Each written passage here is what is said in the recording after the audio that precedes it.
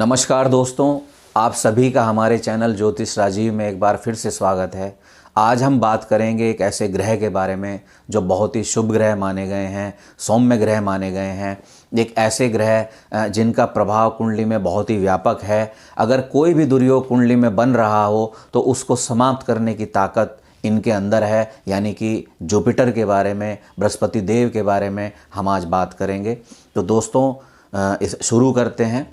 सौर मंडल में बृहस्पति देव सबसे बड़े ग्रह हैं। इतने बड़े ग्रह हैं कि 3 पृथ्वी इनके अंदर समा सकती हैं, यानी कि पृथ्वी से आकार में लगभग 3 गुना बड़े जो हैं वो बृहस्पति देव हैं। इनकी चाल काफ़ी धीमी है, सुस्त हैं। ये 30 डिग्री की जो राशि है उसको पार करने में लगभग 1 वर्ष का समय लगाते हैं। इस हिसाब से अगर देखा जाए तो 12 राशियां यानी कि 360 डिग्री का जो जोडियक बेल्ट है इसको पार करने में लगभग 12 वर्ष का समय लगाते हैं। यह इनकी चाल है। इनको गुरुदेव कहा गया है, गुरु का दर्जा इनको दिया गया है। 2 राशियों का स्वामी इनको बनाया गया है। एक है सजिटेरियस साइन यानी कि धनु राशि और दूसरी है पाइसिस साइन यानी कि मीन राशि।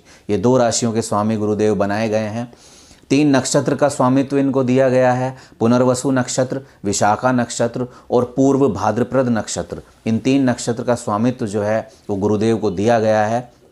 इनका रंग पीला है, यानी कि पीले रंग से जो जुड़ी हुई चीज़ें हैं उनको गुरुदेव रिप्रेजेंट करते हैं। इनकी जो धातु है वो सोना है और इनका जो रत्न है वो पुखराज है, यानी कि इनके प्रभाव को जब बढ़ाना होता है तो पुखराज का इस्तेमाल किया जाता है। तो इनका जो रत्न है वो पुखराज है।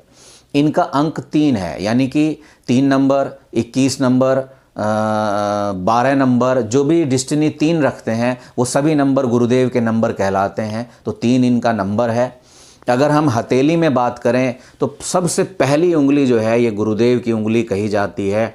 इस उंगली के जस्ट नीचे का जो स्थान है ये गुरुदेव का पर्वत कहा जाता है और इस पर्वत पर जो वर्टिकल लाइन है यह जो है गुरुदेव की रेखा कही जाती है। तो हथेली में इनकी स्थिति यह है। अगर हम अपनी पर्सनैलिटी में बात करें तो दोस्तों विजडम के कारक, इंटेलेक्चुअल माइंड के कारक गुरुदेव हैं। गुरुदेव की प्लेसमेंट ही हमें बताती है कि यह चीज़ हमें किस तरह से मिलने वाली है, कितनी अच्छी तरह से मिलने वाली है या कितनी बुरी तरह से मिलने वाली है। गुरुदेव की प्लेसमेंट ही हमें बताती है, यानी कि विजडम, इंटेलेक्चुअल माइंड जो है ये हमें गुरुदेव की वजह से ही प्राप्त होता है।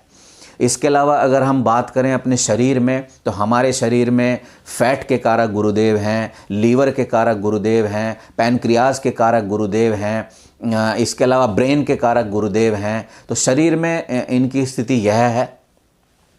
अब अगर हम इनके फील्ड के बारे में बात करें तो जैसा कि मैंने आपको बताया इनको गुरु कहा गया है। तो गुरु से जुड़ा हुआ जो भी काम है, यानी टीचिंग का जो भी काम है, कंसल्टेंसी का जो भी काम है, वो सब गुरुदेव की कैटेगरी में आता है। इसके अलावा फॉरेन पॉलिसी जो है वो इनकी कैटेगरी में आता है। उपदेशक का काम वो इनकी कैटेगरी में आता है। इसके अलावा जो है एजुकेशन से रिलेटेड काम भी इनकी कैटेगरी में आता है। गाइनो का काम इनकी कैटेगरी में आता है। मेडिकल साइंस इनकी कैटेगरी में आता है। कोर्ट कचहरी से जुड़ा हुआ काम हो वह इनकी कैटेगरी में आता है। तो यह इनका फील्ड है, यानी कि ये जो भी मैंने आपको फील्ड इनका बताया इससे जुड़ा हुआ कोई भी काम हो, चाहे वह पढ़ने पढ़ाने का काम हो, चाहे वे इससे रिलेटेड जॉब्स हों, इससे रिलेटेड बिजनेस हो, ये सभी काम बृहस्पति देव की कैटेगरी में आते हैं। अब फिर वही बात आती है कि अगर कुंडली में बृहस्पति देव की स्थिति ठीक नहीं है तो हम क्या कर सकते हैं।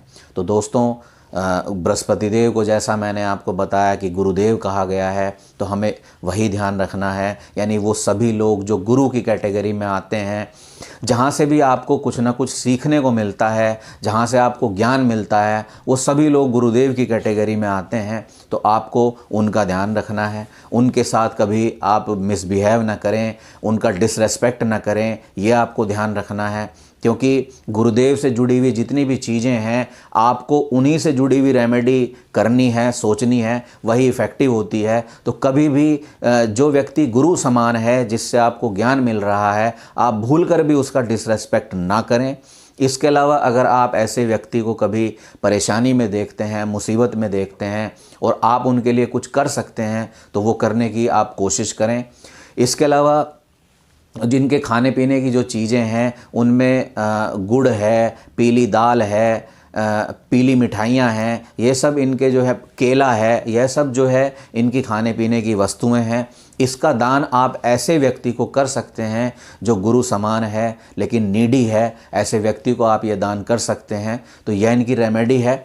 इसके अलावा इनका जो मंत्र है वो आपको करना है। अगर गुरु की दशा है या गुरु की अंतरदशा है, महादशा है, यानी गुरुदेव आपकी दशाओं में आए हुए हैं और नेगेटिव कुछ हाउसेस को लेकर के चल रहे हैं, नेगेटिविटी लेकर के चल रहे हैं, तो आप इनके बीज मंत्र करें। बीज मंत्र मैं प्रोनाउंस कर देता हूँ। ओम ग्राम ग्रीम ग्रोम सह गुरुवे नमः। ओम ग्राम ग्रीम ग्रोम सह गुरुवे नमः, यह इनका बीज मंत्र है। किसी भी बृहस्पतिवार से आप ये शुरू कर सकते हैं। 108 बार रोज़ आपको करना है, किसी भी समय करना है। तो यह इनका बीज मंत्र है, जिसको आप करें, यह इनकी रेमेडी है। तो दोस्तों, अगर गुरुदेव की स्थिति सही नहीं है तो यह रेमेडी जो मैंने आपको बताई हैं ये सब आप करें, इनसे निश्चित ही आपको लाभ होगा। इसके अलावा अगर आपके माइंड में कोई भी कन्फ्यूज़न है, क्योंकि देखिए गुरुदेव जो हैं वो एक ऐसे ग्रह हैं जो आपको किसी भी मुसीबत से निकाल सकते हैं। यानी कि अगर आपके पास विजडम है, इंटेलेक्चुअल माइंड है, तो आप बड़ी से बड़ी मुसीबत से निकल कर आ सकते हैं। तो गुरुदेव को लेकर के अगर कोई भी कन्फ्यूज़न आपको कुंडली में दिखाई देता है या कोई बताता है तो आप अपनी कुंडली को चेक ज़रूर कराएं, गुरुदेव की अच्छे से जांच कराएं कि कुंडली में उनकी प्लेसमेंट कैसी है और क्या मोर इफ़ेक्टिव रेमेडी हो सकती है और क्या चीज़ें हो सकती हैं। अपनी कुंडली ज़रूर दिखाएं दोस्तों, मैं यही कहना चाहूँगा। धन्यवाद। और अगला वीडियो हमारा जो है वो शुक्रदेव के ऊपर होगा, तो कृपया बने रहें, इंतज़ार करें। धन्यवाद।